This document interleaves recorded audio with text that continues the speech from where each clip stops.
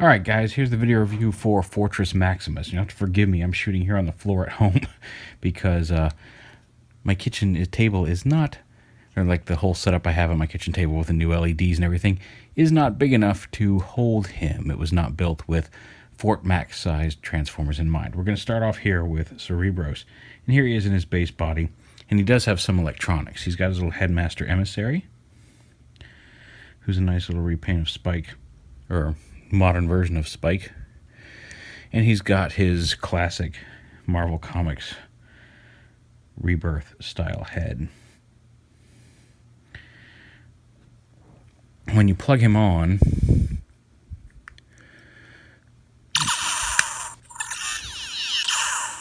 he makes noises. And every time you push on his head, a little LED lights up.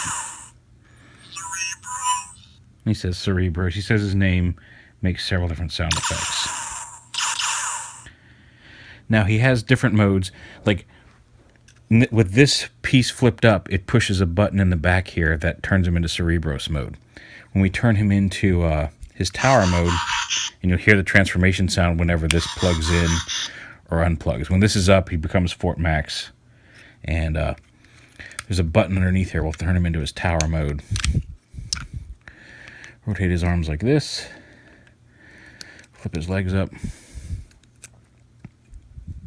You don't have to, but I found he plugs in a little better if you flip his feet up. But there's a little button under here as well, a little slot here, that when we tap him on is going to turn him into his Emissary / tower mode. So we'll take him, we'll go ahead and pop Emissary off. And he plugs in on Fort Max right in here. And this is the little post that's going to plug in up here and push that little button. You want to push it down until you hear the transformation noise. You should just slide right in here.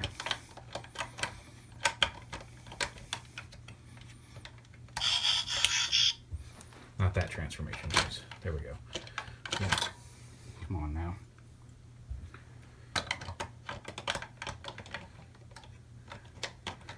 Make sure his legs go. There we go. Make sure that tab goes in the slot. And that should be do it. And then when you push his button,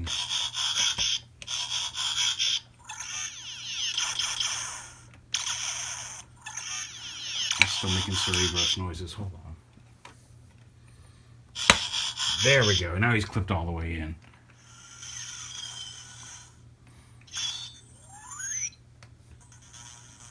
Got some more music going. I don't know what that's all about.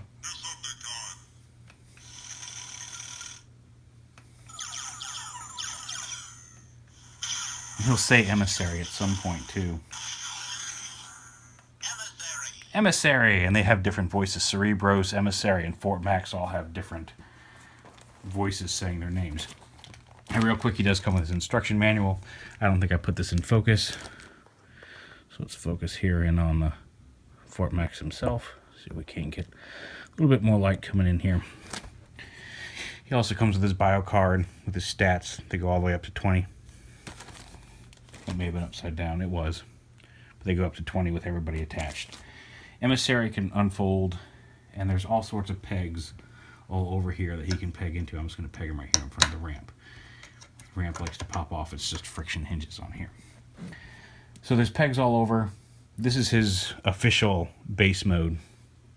And he's got red flaps on either side and down here that you can attach other characters' base modes to. Blaster actually fits in better over here. But these little tabs here come up and plug onto the ramp. There's two little tabs that match or opposite over here. So you can take Blaster's base mode and attach it over here onto this ramp. And Prime, the way Prime works, his ramps are a little different. I bend them down like this because you can take this arm, hold this down, angle it out, and then you can slide Prime in here and attach his base mode right here to the front of Fort Max and Fortress mode. I'm not going to snap it all the way in, but you get the idea. So you can have them all armored up. You can do the alternate base mode that I showed off on Twitter for Blaster, can attach and stand up really well. Once it's connected, it actually holds it in place pretty well. So there's his base modes, which is kind of cool. Again, the play pattern on these guys with the Titan Masters working everywhere is actually pretty cool. Now, if you want more of a traditional city mode, you can rotate his legs here up at the knees, and you can rotate the knee around if you'd rather have the guns on the outside. And they kind of just barely balance based on the weight. They kind of counterbalance each other. No, don't want you to turn, just want this to turn.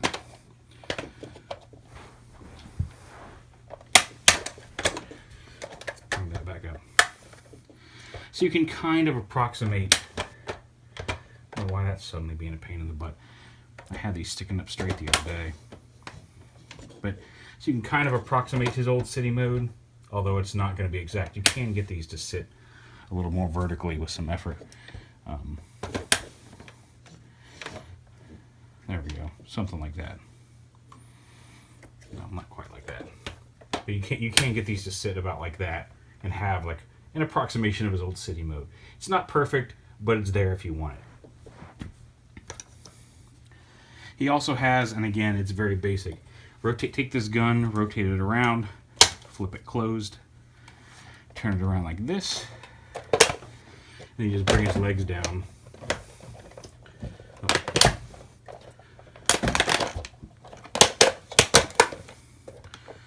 His feet like to pop off. This one especially does not like to plug in very well. Come on, snap on. But you can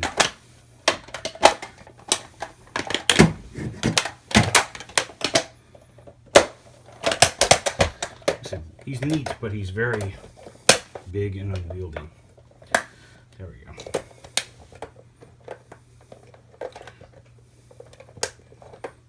Well, okay, that one's going to stay loose. But so now you've got his quote-unquote spaceship mode. Is that thing? Oh, yeah. And it's same old, same old. Nothing changes with Emissary's sound patterns here. There, now you work. But you can have his big spaceship mode. And then, of course, robot mode. Which we do by just flipping his feet up like that onto the front. Let's get it back in focus here. Come back. And really at this point, pull Cerebros out. Flip his feet back down. Actually, you can leave his feet up. Hands like that. Flip his two little fins out. Fold his legs down and around to the side of his head. They peg on. Lift up his thing. And his eyes light up. And he's got some sounds too. And you can go ahead and plug Emissary back in here.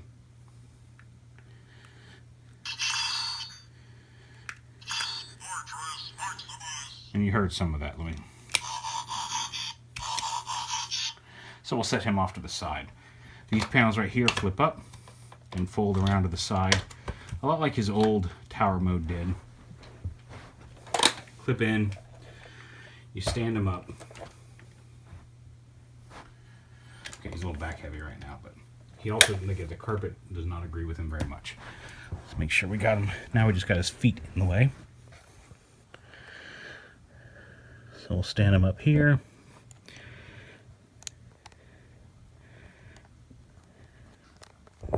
No, lock the tripod loose.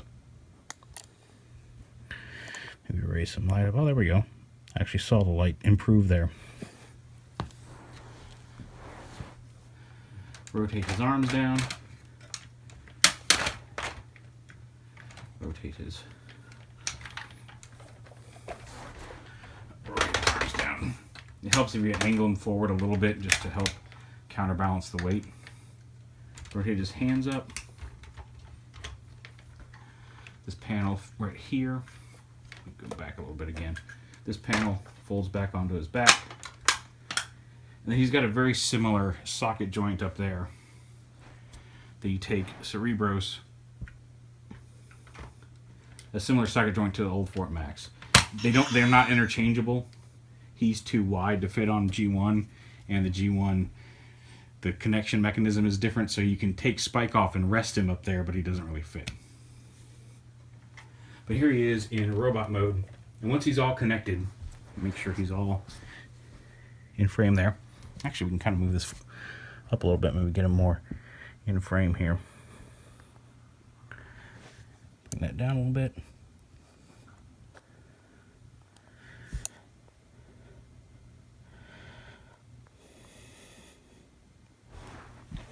Then you push this button on his chest.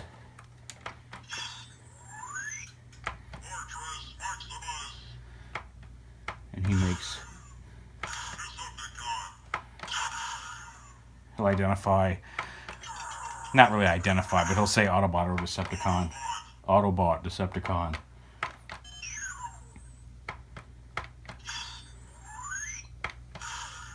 And he makes all sorts of noises and his eyes light up, as you can see.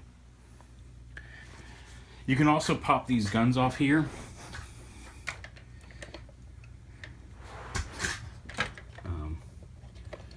Helps if you kind of get underneath them. They're on rails, but his leg guns do come off, flip open, and can be held in his hand, much like Metroplex's could.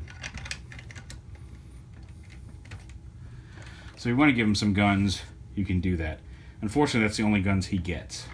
Back him up a little bit just so he's not falling backwards all the time.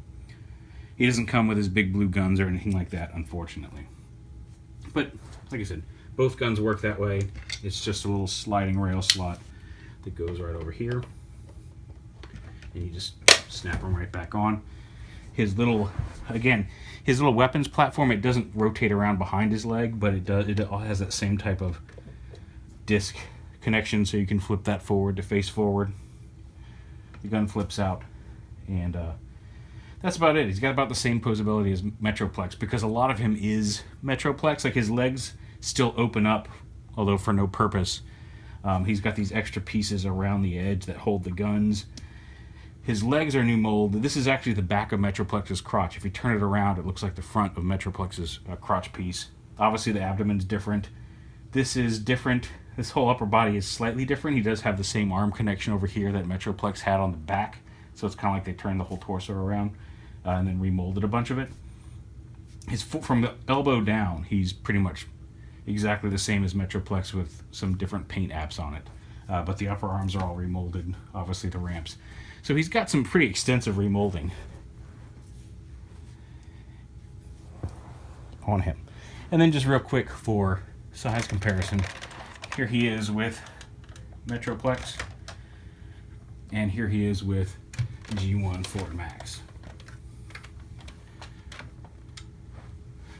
So you can see he's much larger than his G1 self. And it's hard to tell from this picture. With the guns, Metroplex is still taller. If you measure to the top of the head, Metroplex's head is maybe just a quarter of an inch shorter than Fort Max. So just going by the actual robot height, he's actually regained his title as largest Transformer, which was where he belongs.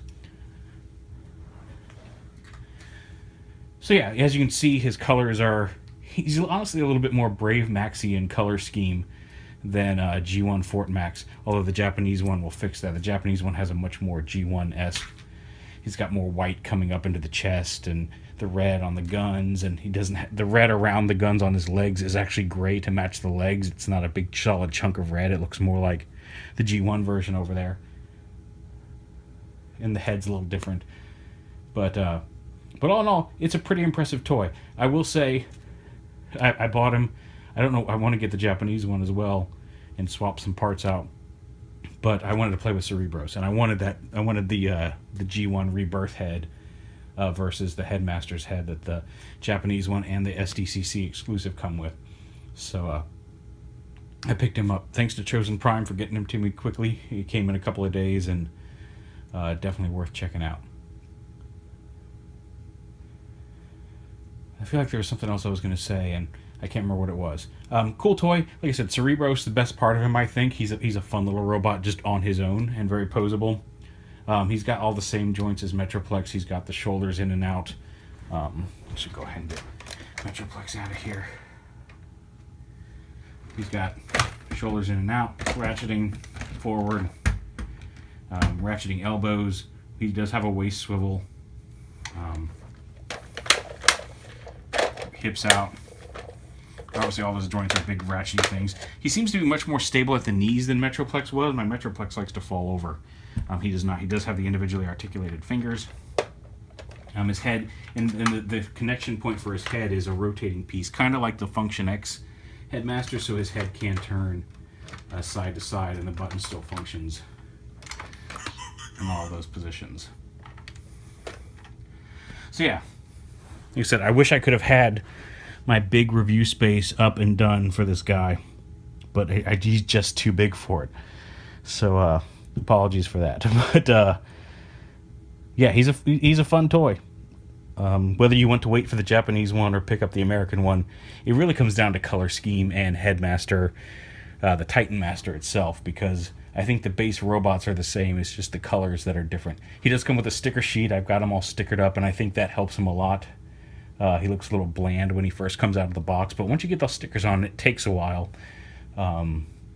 He's pretty cool. I'll show him from the back here, too. He's got a lot, like all of these little circles have little glowing blue bits inside of them. And each one of these little shiny chevrons is an individual sticker. So stickering him up is pretty intense. But yeah, late night floor video review. There is Titan's Return Fort Max, thanks to the Chosen Prime.